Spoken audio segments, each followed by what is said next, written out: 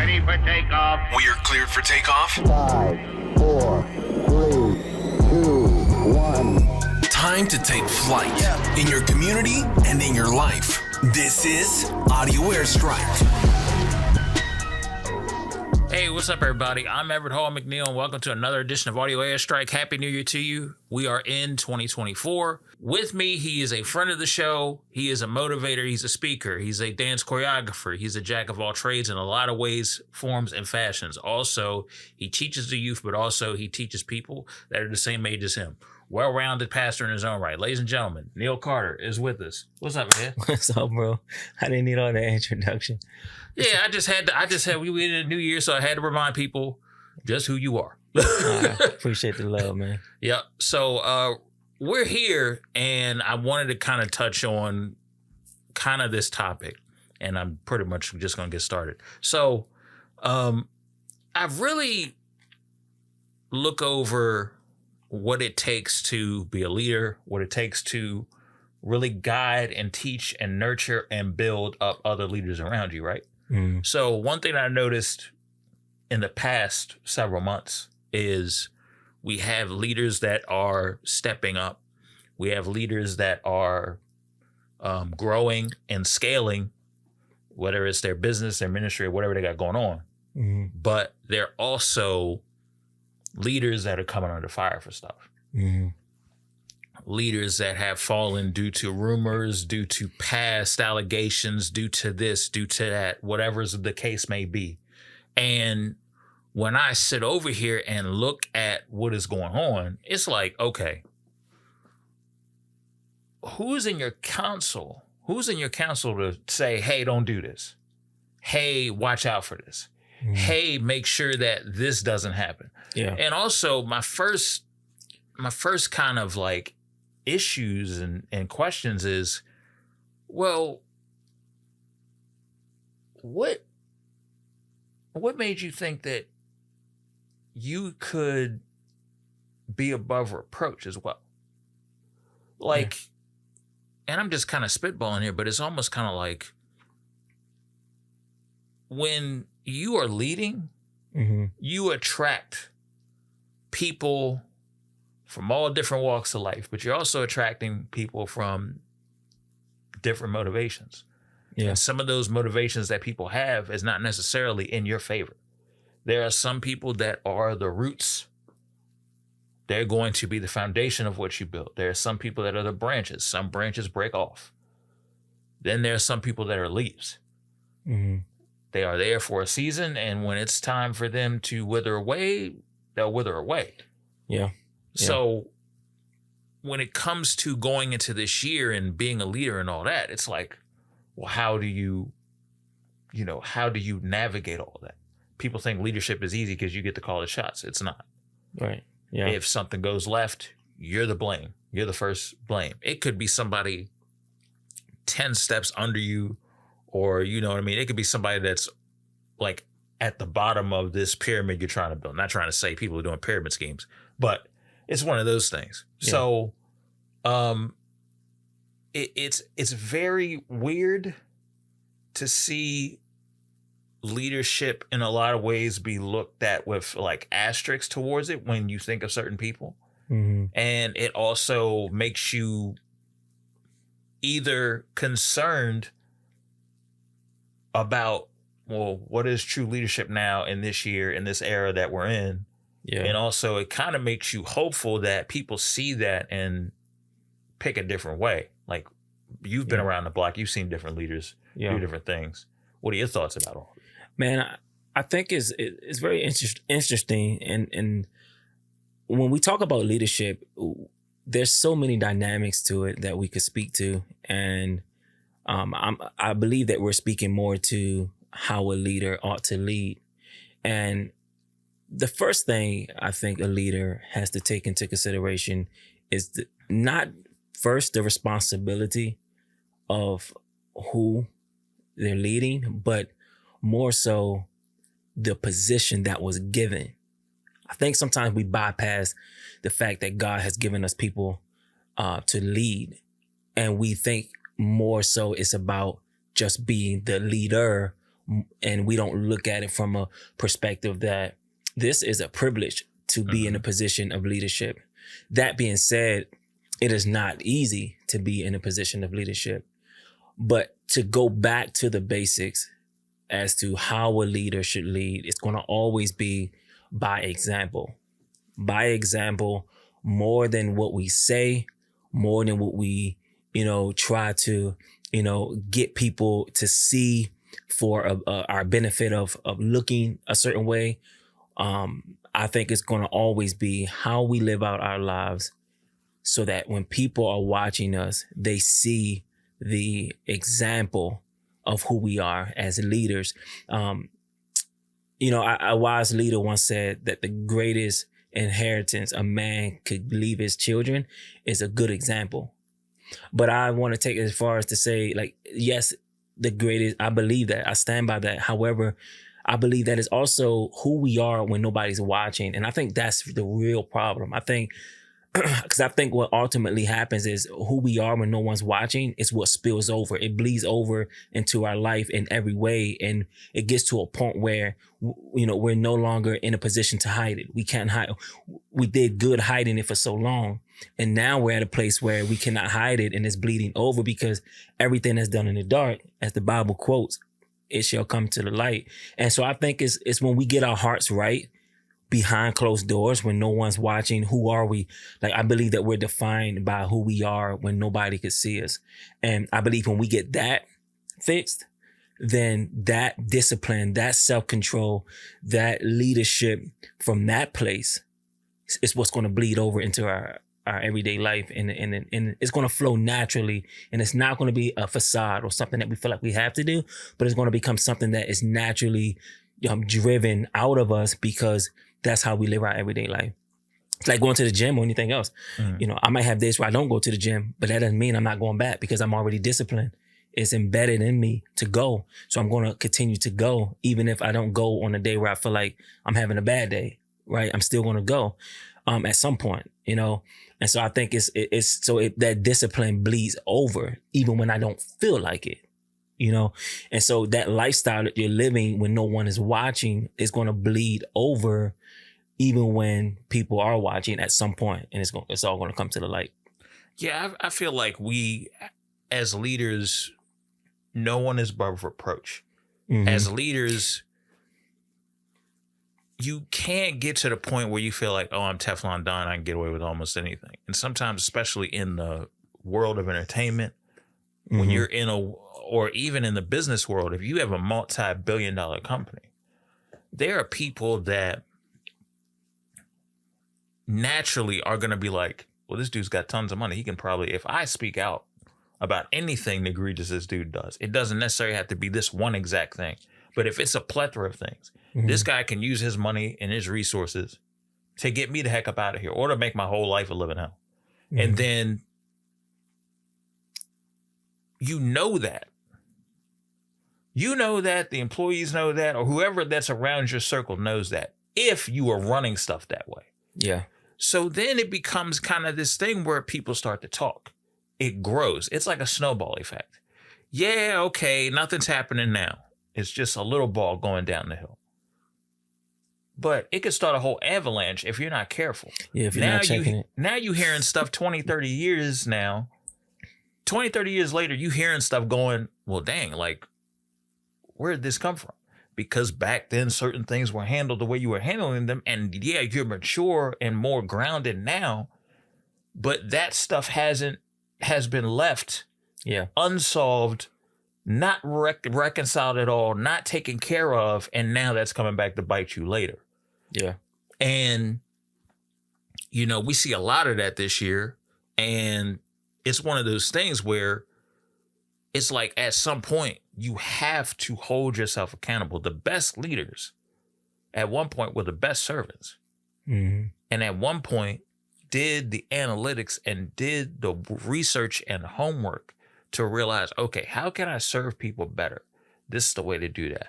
How can I listen to people better? This is the way to do that. This is the way to do that. How can I grow and mature and really help out and really be a servant? How can I do that? Yeah. And then because you're a good servant, then you move into that position of leadership. But the trick about it is you always have to keep your ear to the ground as to what serves the servant to do the best job possible. Yeah. If you don't keep your ear to the ground on how the employees are feeling, how the company morale is, how stuff is going within every department, Mm-hmm. Yeah. that's how stuff gets back to you, not in the best way. Then stuff becomes messy. Yeah. Well, I think it's also to what we're sowing. I'm a firm believer that what we sow is what I have to be a believer of it because I believe the word of God. And so let me just, say that over again. I believe that what the word of God says, like that of what we reap, that of what we sow is what we'll reap. And I think what we're witnessing is what has been sown years down the road. And it's like you said, it's like that snowball effect.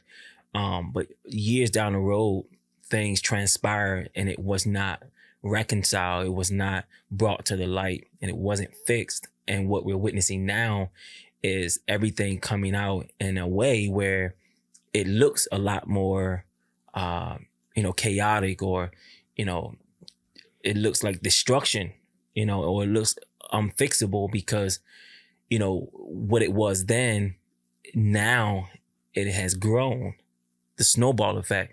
And, the Bible says we reap that of what we sow into the earth. And what people fail to realize is when the Bible says you reap what you sow, sometimes it's not going to be that you reap that right away. You may not reap that in a week or a month or whatever. Sometimes it's years later. And what tends to happen is you think that it is something new. This just happened. This is about this moment. This is about what's taking place right now. And nobody ever tied it back to 6-7 years ago when you made that bad decision, and life catches up with us and we forget that and we think it's new, and it's not new. That's like if I have a scratch, right? Not a scratch, but let's just say I have an open wound. I don't go to the doctor to have it, stitched. I'm like, I just cover it up. I'm like, it's okay. But then I start hurting here. I think this is new. I was in the gym working out and I hurt myself and now this is new. And it's like, no, this isn't new. This is this. I never went to go get it fixed and it grew.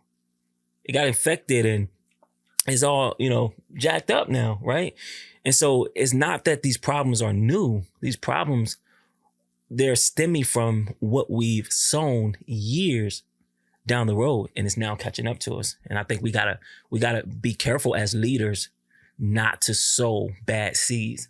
And somehow, if we do, we need to dig them up and get it right. Yeah, and I think one of the things that we have to do is we have to kind of have some form of a counsel. Like, you can't, if you are ever in a room and your counsel is literally a bunch of yes men and literally they're like, hey, whatever you want to do, that's a problem. That's a heavy statement there. That's a problem and an issue. I do not want somebody telling me what I want to hear, saying yes all the time. For sure. I want concerns brought up. I want to hear what is going on. I want to be aware of the climate. I want to be aware if there is something that we are not paying attention to. Yeah. Because it's important. Yeah. If I don't pay attention to that, then it blows up in my face and I take the blowback anyway. Yeah. I rather assess the situation, be like, hey, this is an issue that might come up. Or when it gets brought up, like, hey, this is an issue that might come up. I'd be like, okay, that's perfect. I now know. And so now I can inform other people that, hey, look, this situation has come up. It came up recently. Here's how we're going to handle it, though. Yeah. So I apologize, but here's how we're going to handle it. This set us back this many. I'm going to use an example. We're working on a project. We had something come up, and now that has delayed the release of a project. It can be an album. It could be a movie, whatever you want to call it. Yeah. It could be a podcast episode, whatever you want to call it. I'd rather have somebody tell me, hey, this is the situation that has come up, which may cause a delay on this. I'd rather tell the people who it's going to affect. Yeah. Yeah, because then you're doing smart business. Right. You know, you're fixing what needs to be fixed. You're getting it in order. And you're not just going with the flow and saying it'll figure itself out. As a leader, you're saying, no, we have an issue. Let's fix the issue and then continue. But let's not try to continue knowing that the foundation of something is cracked because it's only going to fall later. Right. You know? And I think a lot of times that's what happens. We say, oh, it's not that big of a deal. Let's just keep moving. And we don't fix the issue. It's like, no, fix the issue. Because if you don't, then the foundation has a crack in it. And any rocky foundation at some point, it's going to fall. It's not going to stand. And it's because the way you built, you know, the foundation of it. And so I think we have to learn to go back and build strong foundations, strong, true foundations that last, that stands and withstands anything that comes up against it. Because when you have a strong foundation, especially when when it's rooted in God, it's not going to fall. It can't fall, right? And so I think that we got to learn to go back and say, look, man, the foundation's cracked. We need to go back and, you know, we need to rebuild this, knock it all down and redo it, rebuild and do it the right way. But, you know, you talked about how leaders, that, you know, when I said it was a heavy topic, that's a heavy topic where you mentioned like leaders having the right people in the circle to call things out when it's necessary. And man, that is probably, if not the first, I wouldn't say it's the first, but I would say it's the second most important thing that we're missing as leaders. And dude, I hate to say it, but I once considered myself a falling leader. And I'm not living there, right? But I know some of the reasons why as a leader I fell. And some of them was that, like, not that my circle wasn't strong enough, but sometimes it's that my circle is strong. But sometimes as a leader, we wear the weight of trying to figure out who can we trust? Like who is confiding worthy that I could like say, look, man, I've had several people say, you're my spiritual son, but I never felt like I could call them. Never felt like I could reach out. I had several leaders in my life who said, Neal, you're doing amazing things. You're traveling the world. You're on all these stages in front of people. You're speaking, you know, to young people all over the world. Bop, bop, bop. And I'm like, yeah. And they're like, but make sure you stay covered. But I'm like, yo, okay. You can't say that, but then not cover me or not be willing to cover me. If you can see where I'm at in my life, you see where I'm going, you see the potential, you tell me I need it, but you don't reach out the hand and say, let me be the one. And this is where we're messing up. And it's like, I shouldn't have to come to someone and say, hey, look, can you be my spiritual parent? Yes, I can do that. However, you shouldn't have to beg and plead. No. And I think a lot of leaders is going into these positions without the covering because the lack of spiritual fathers, as well as the lack of wanting accountability. It's like sometimes we don't want accountability. We don't want to be told how to move, right? And I think both of those are clashing because sometimes the people that you want to look to, you don't consider them to be confiding worthy. And I felt like I fell into that a little bit, as well as, you know, anyone could, like, I'm one of those people, if you tell me that straight up, like, yo, you're wrong. Like that was, I promise you, I would easily, not easily, but I would accept it for what it is and be like, all right, let me fix it. Let me make it right. I'm not one of those people where I'm not approachable.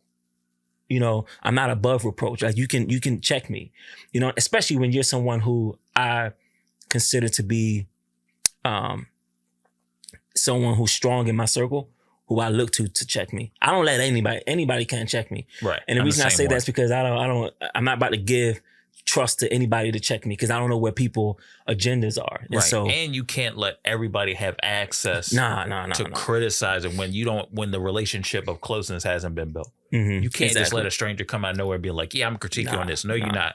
Keep that on the laptop and be a keyboard warrior. You can't do this over here. This guy. You can't do this over here. The circle's already set. You can't do this over here. Yeah. And so I'm like, sometimes that's the problem, bro. Those two, They're not mixing.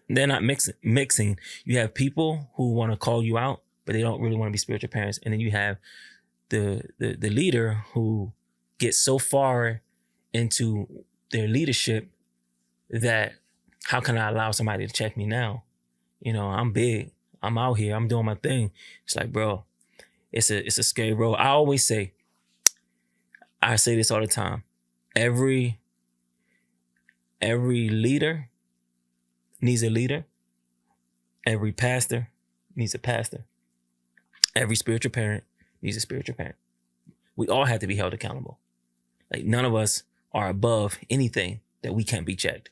So every leader needs a leader. Every pastor needs another pastor. Every spiritual parent needs a spiritual parent. We all have to put ourselves in those same categories so that we have people pouring into us on a daily and checking in on us, and so that we're walking right, because we can easily get distracted, and there you go, you know?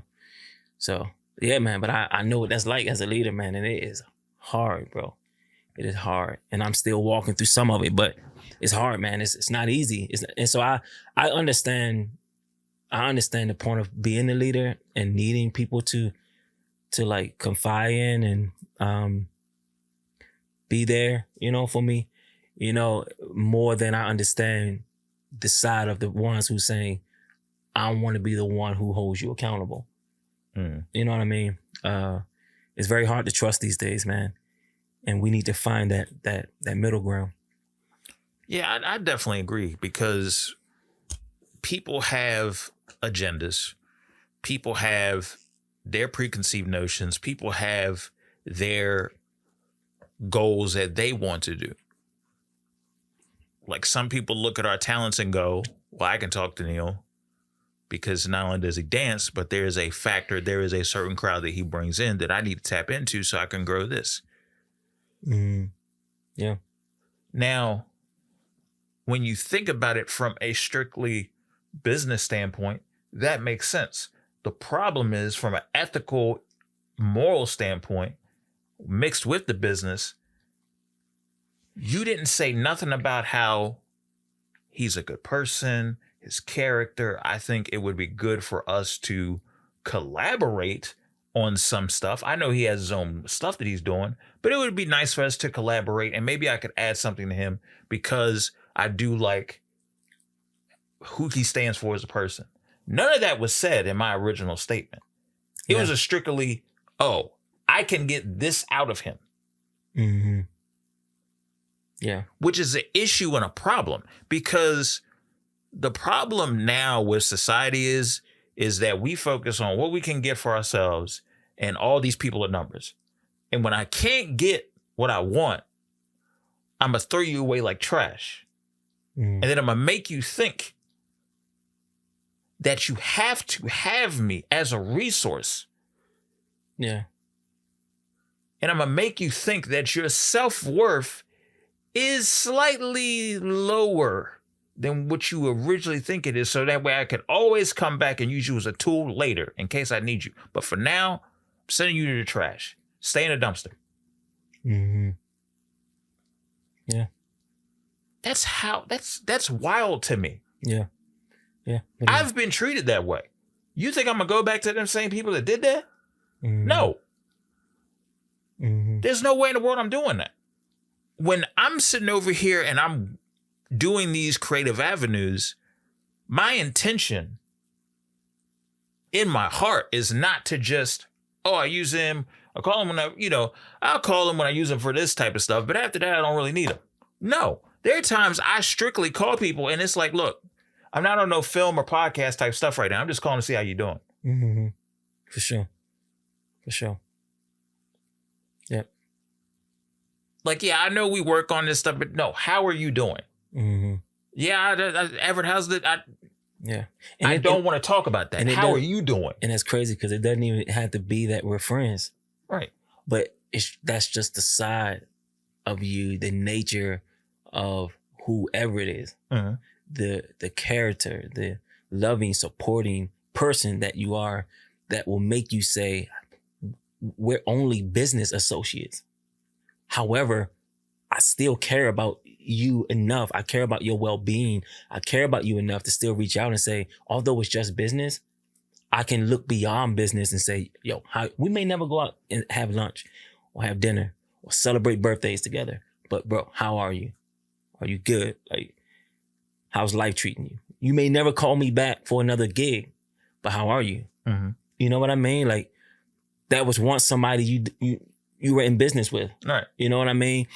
And so, like, to still say, how are you? It's not just business. I'm just checking in with you. How are you? And there's people to this day, bro, man, that I've gone and I've taught dance, you know, choreographed for and done so much for, bro. And bro, I don't be hearing from everybody. Like, I don't be hearing from people, bro. Like, there's a core group of people that has, in the industry of dance in my career, that has become more than just, you know, business associates, where, like, you know, there's some friendship there, and that circle is very thin. Very, very thin. As many places as I've been, mm-hmm. as long as I've been doing this, bro, when it's all said and done, that circle is not big. It is not a big circle. And I think, you know, I've learned a lot from that. And so, yeah, but just to be able to look at somebody beyond what the familiarity is normally business. We're familiar with business, right? Let's look beyond that. I hadn't seen you in a while, hadn't spoken to you, hadn't heard of you or anything. Are you okay? You know, and yeah, man, we don't have a lot of that though. We don't have a lot of that.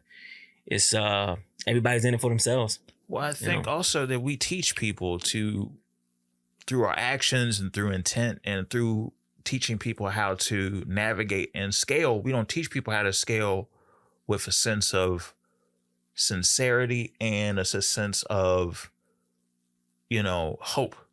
Mm-hmm. We don't teach people how to scale, but also scale to make sure your people are good. Mm-hmm. We scale for our self-benefit. It's not just about you. The best leaders in the world that we think are the best leaders in the world, there's people under them, pushing whatever brand that they have to a next level. You think these people get there by themselves when they have these company evaluations that hit the millions? Mm-hmm. There's people behind them. Mm-hmm. Now, it's a long story if we can get into, okay, it looks good on paper, but is it ethically right how they're running their business? That could be a whole nother discussion. But at the end of the day, like, the art of making people feel like they're a part of something and actually sincerely being a part of something versus you Bamas as numbers. Mm-hmm. This is what I need metric wise. This is what I need to do. And then, yeah, y'all take care of that. Y'all get your check. But at the end of the day, y'all Bamas is some numbers. You going down the road right now, bro. That's what it like. We're gonna be here till next week. How do you scale true leadership, true mentorship, true sincerity in that system if you have people still feeling like, well, I'm just a number and I'm not appreciated. I'm super talented, but you're telling me that because I don't have XYZ or I don't have a car, I don't have this, that I'm not worth this. Yeah. But I'm bringing the same talent in as the person that you put in extreme higher leadership. Mm-hmm. Because some leaders, they don't see the true value in the ones that they should see the true value in. It's like we always say, the good ones always get the short end of the stick, and they never get the promotion, the recognition, the things that they should be getting that will make them want to continue to work for your company and be a part of the brand and, you know, the ministry or whatever that you're building. And, you know, I'll say it like this, bro. It is a very, very thin line of companies that actually value their employees and love them and cherish them for their work and for, you know, the effort and the things that they bring to the table to make the company better.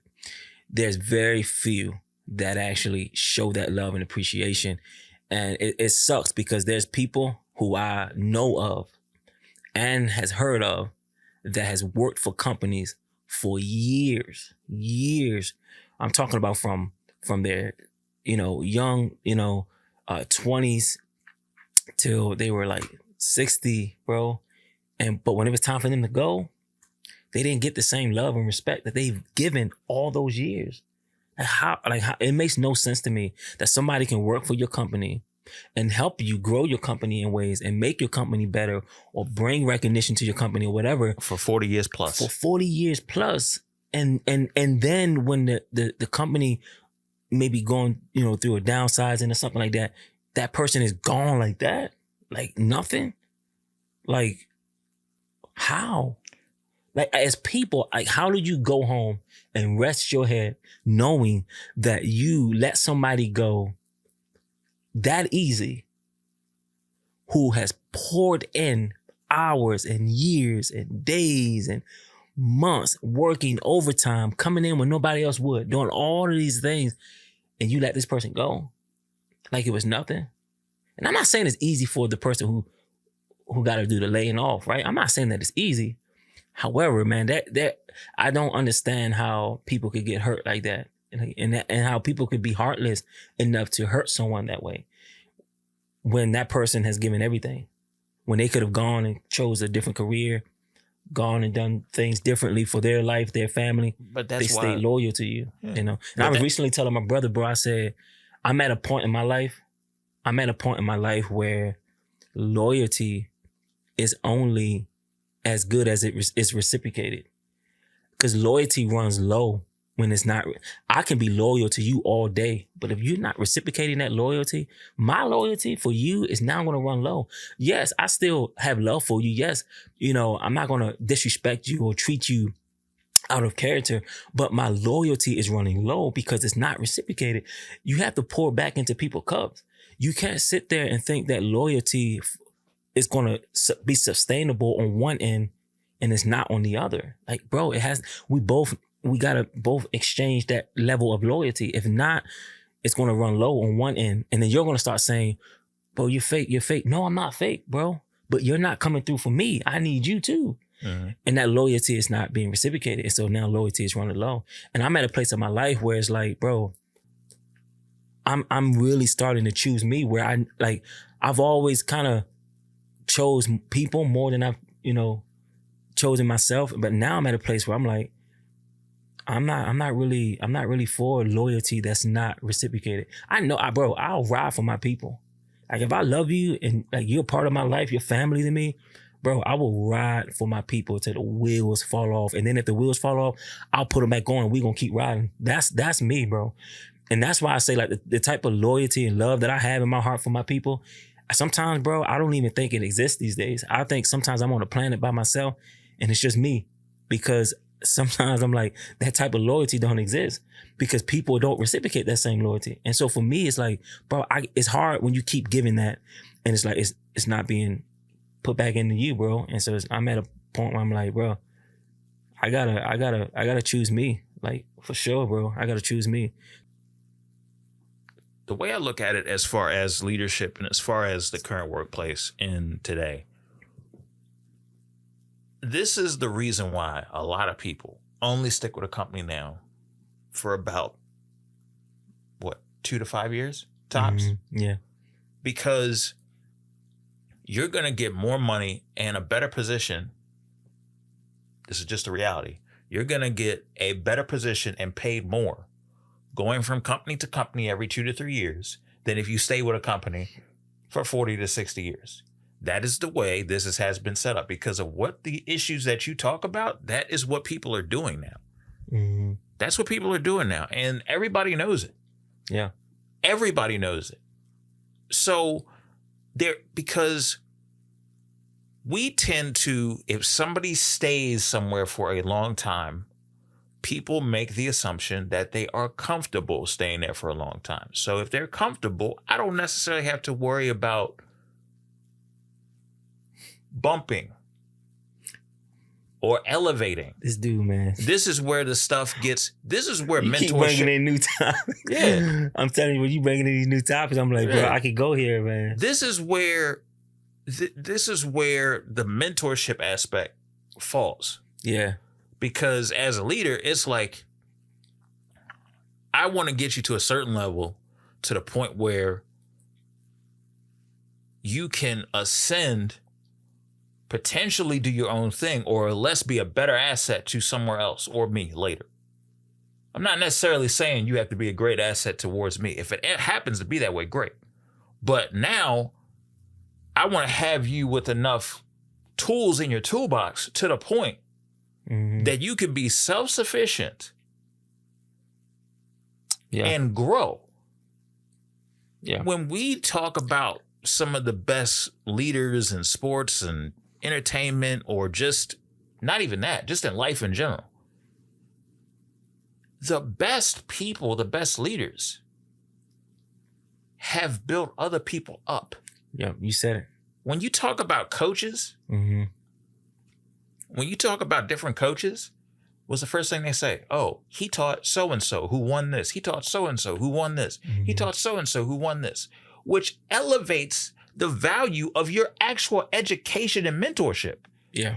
But if you keep everybody same position, stay there, don't go nowhere, how is anybody supposed to elevate or feel comfortable going to you for guidance and mentorship if that's how you're running stuff? Yeah. Yeah. That's so good, bro.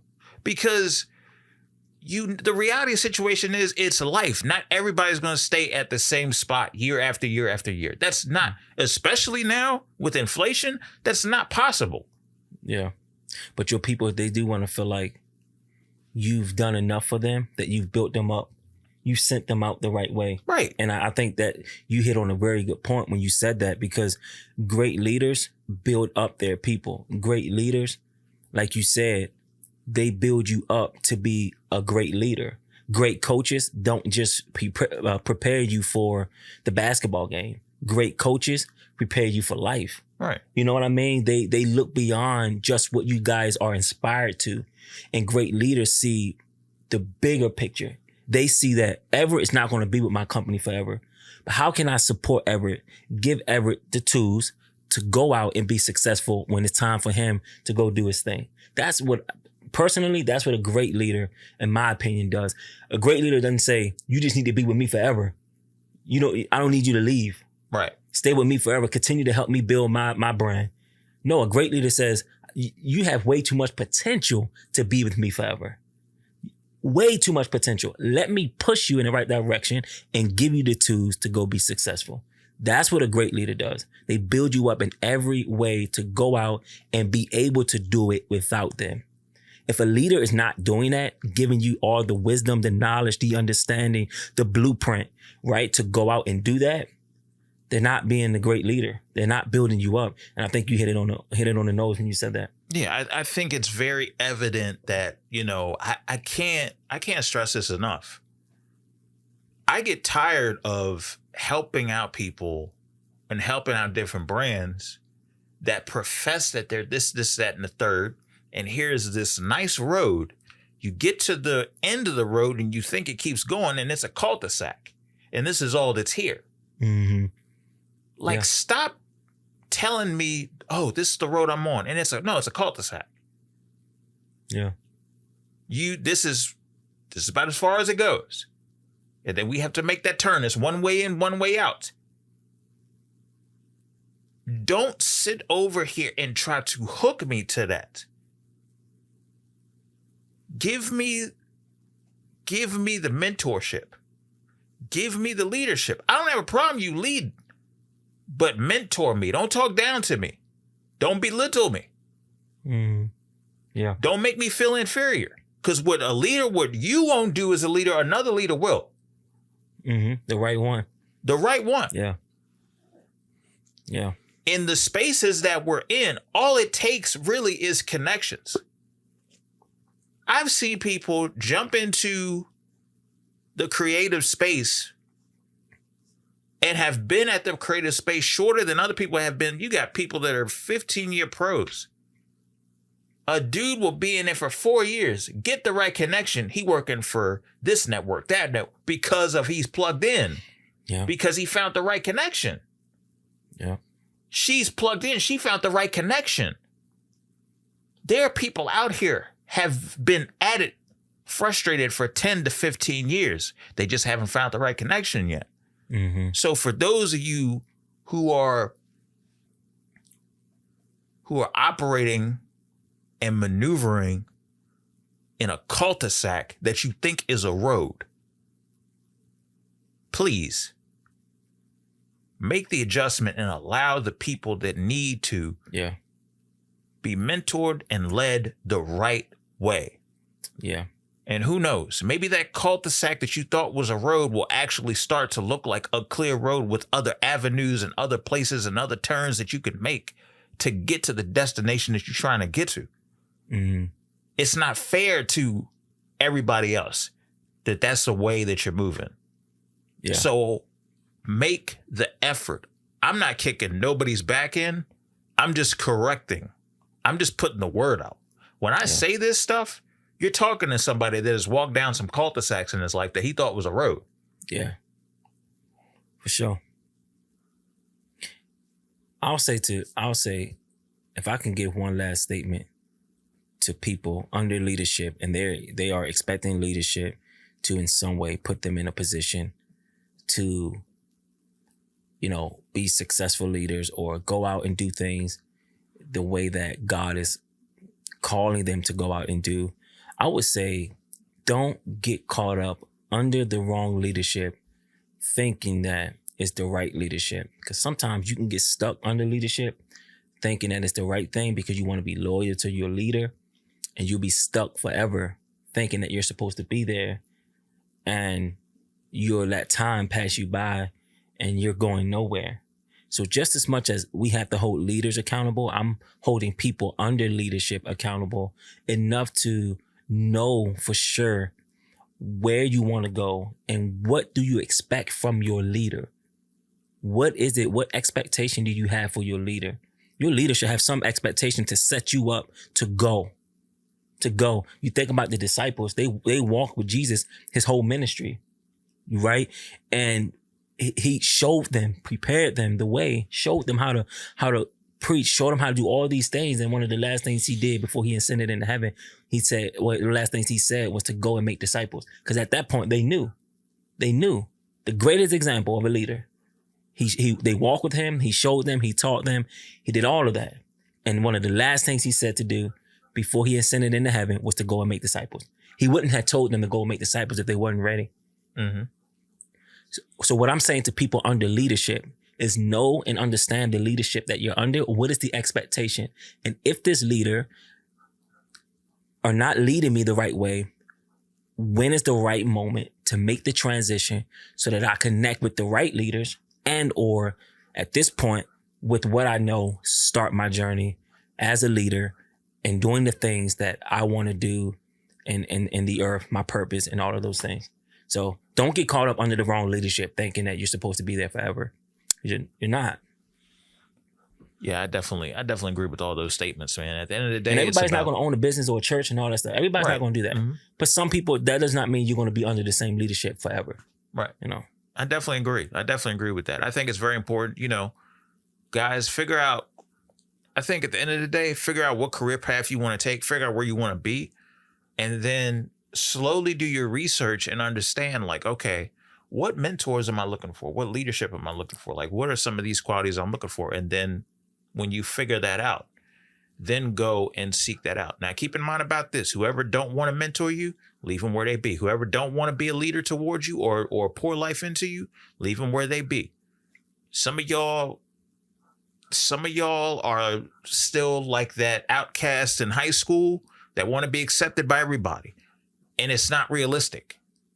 You're not going to be everybody's cup of tea. You're not going to be everybody's favorite cup of coffee. You're not. So the reality of the situation is you have to carve out your own network, because your own network is what's going to push you to where you need to be. But once you have your network, be accountable, understand what a good employee is, understand what a good servant is. So that way, when it's your time to lead and mentor, you turn around and do that same thing. If nobody else is a great example to be a leader and a mentor, that's where you have to be and step in. So hopefully you take this advice from what me and Neal have said on this episode and you use it to your advantage in everyday life. This has been another episode of Radio Airstrike. Hey, Neal, I appreciate you. Thank Always you a so pleasure. much. Always a pleasure. And we will be back next week with another episode. Make sure you guys stay tuned. Take care.